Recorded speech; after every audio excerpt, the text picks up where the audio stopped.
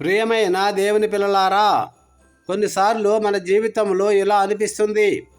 శత్రువులు పెరిగారు, సమస్యలు పెరిగాయి, మనకు వ్యతిరేకంగా చాలా విషయాలు జరుగుతున్నాయి అని. కానీ దేవుడు ఒక గొప్ప వాగ్దానం ఇచ్చాడు ఇక్కడ.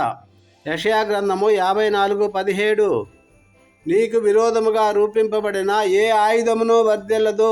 హల్లెలూయా. ఇది కేవలం ఒక మాట కాదు మిత్రమా, ఇది దేవుని రక్షణ వాగ్దానం. ప్రియులారా, దేవుని ప్రజలకు శత్రువులు ఎప్పుడూ ఉంటారు. బైబిలులో కూడా చూద్దాం. దావీదును చూస్తే గొల్యాతు అతనికి విరోధంగా వచ్చాడు. దానియేలును సింహాల గుహలో పడేశారు. షడ్రక్, మెషక్, అబేద్నెగో వారిని అగ్నిగుండంలో పడేశారు. కానీ ఏమైంది? దేవుడు వారిని కాపాడాడు.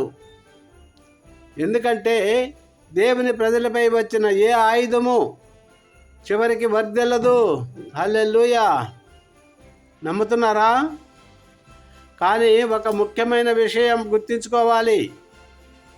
ఈ వాగ్దానం దేవుని మార్గములో నడిచే వారికి మాత్రమే. మనము పాపములో జీవిస్తే, దేవుని మాటను వినకపోతే, ఆయనను విడిచిపెడితే, అప్పుడు మనమే మన జీవితాన్ని బలహీనపరుస్తాం, పాడు చేసుకుంటాం. కానీ దేవునితో నడిచే జీవితం దేవుని రక్షణలో ఎల్లప్పుడూ ఉంటుంది. హల్లెలూయా. ఒక స్మాల్ ఇల్లస్ట్రేషన్. ఒక చిన్నపిల్లవాడు తన తండ్రి వెనుక నిలబడితే ఎంత పెద్ద శత్రువు వచ్చినా అతను భయపడడు. ఎందుకంటే తండ్రి అతన్ని కాపాడుతాడు కనుక. అలాగే మనము దేవుని దగ్గర ఉంటే ఏ శక్తి మన మీద గెలవదు. ప్రార్థన.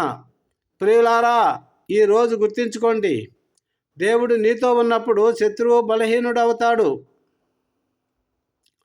ప్రియమైన పరలోకపు తండ్రి, మీ రక్షణ వాగ్దానానికి కృతజ్ఞతలు. మా జీవితాలను మీ చేతుల్లో ఉంచుతున్నాము.